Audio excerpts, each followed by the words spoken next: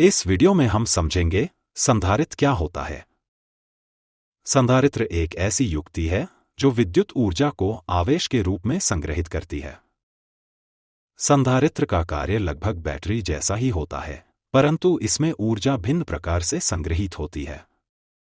Battery की तुलना में संधारित्र बहुत कम ऊर्जा संग्रहित कर सकता है, लेकिन ऊर्जा को संग्रहित करने और छोड़ने की गति बैटरी की तुलना में अत्यंत तेज होती है।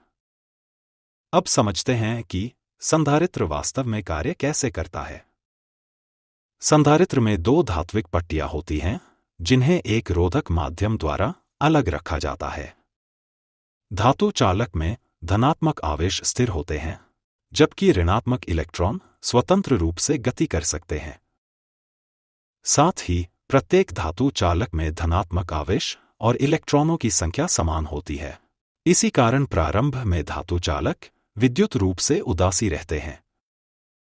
अब यदि हम किसी धातु चालक में अतिरिक्त इलेक्ट्रॉन प्रवेश कराने के लिए बल लगाएं, तो ऐसा करना कठिन होता है, क्योंकि समान आवेश एक दूसरे को प्रतिकर्षित करते हैं। जब कोई अतिरिक्त इलेक्ट्रॉन धातु पट्ट पर प्रवेश करने की कोशिश करता है, तो पहले से उपस्थित इलेक्ट्रॉन उसे धक्का देकर बाहर निकालने का प्रयास करते हैं। इसलिए बाहरी बल लगाने पर भी धातु पट्टियां प्रारंभ में विद्युत रूप से उदासी रहती हैं।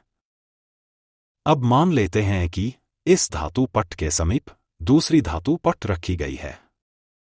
जब इलेक्ट्रॉन पहली धातु पट्ट में प्रवेश करते हैं, तो दूसरी धातु पट्ट के इलेक्ट्रॉन प्रतिकर्षित होकर बाहर निकलने लगते हैं।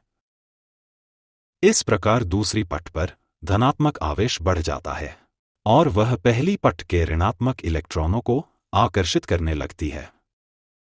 हम देखते हैं कि पहली धातु पट्ट में जितने अतिरिक्त इलेक्ट्रॉन प्रवेश करते हैं, उतने ही इलेक्ट्रॉन दूसरी पट्ट से बाहर निकलते हैं। इस प्रकार पहली धातु पट्ट पर शुद्ध ऋणात्मक आवेश उत्पन्न होता है, जबकि दूसरी पट्ट पर समान परिमाण का धनात्मक आवेश बनता है। बाहरी बल की सहायता से हम इन दोनों पट्टों पर उपस्थित आवेश की मात्रा बढ़ा या घटा सकते हैं। जब दोनों धातु पट्टों पर आवेश उत्पन्न हो जाता है, तो दूसरी पट्ट के धनात्मक कण पहली पट्ट के ऋणात्मक इलेक्ट्रॉनों को आकर्षित करने लगते हैं। यदि अब हम बाहरी बल को हटा दें, तो पहली पट्ट के इलेक्ट्रॉन आपस में प्रतिकर्षण करने लगते हैं और अतिरिक्त इलेक्ट्रॉन बाहर निकल जाते हैं। वहीं दूसरी पट्ट के इलेक्ट्रॉन अपनी प्रारंभिक स्थिति में लौट आते हैं और दोनों पट्टों पर शुद्ध आवेश पुनः शून्य हो जाता है। इन धातु पट्टों का आवेशित और निर्वेशित होना ही संधारित्र का मुख्य कार्य है। संधारित्र को आवेशित करने के लिए हमें एक बाहरी स्रोत की आवश्यकता होती है, जिसके लिए हम बैटरी का उपयोग करते हैं। एनिमेशन में आप देख सकते हैं कि जैसे ही हम संधारित्र को बैटरी से जोड़ते हैं, वैसे ही एक पट्ट के इलेक्ट्रॉन तार के माध्यम से दूसरी पट्ट पर जाने लगते हैं। इस प्रक्रिया को चार्जिंग कहा जाता है। इस अवस्था में बैटरी और संधारित्र का विभव समान हो जाता है। जब बैटरी को हटा दिया जाता है, तो इलेक्ट्रॉन आगे नहीं बढ़ते, क्योंकि दोनों पट्टों के बीच रोधक माध्यम उपस्थित होता है।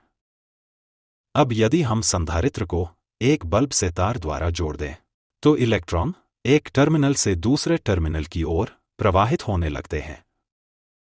इलेक्ट्रॉनों के इस प्रवाह से धारा उत्पन्न होती है और बल्ब से प्रकाश उत्सर्जित होने लगता है। इसी प्रकार संधारित्र विद्युत परिपथ में ऊर्जा को संग्रहित करने और आवश्यकता पड़ने पर छोड़ने का कार्य करता है।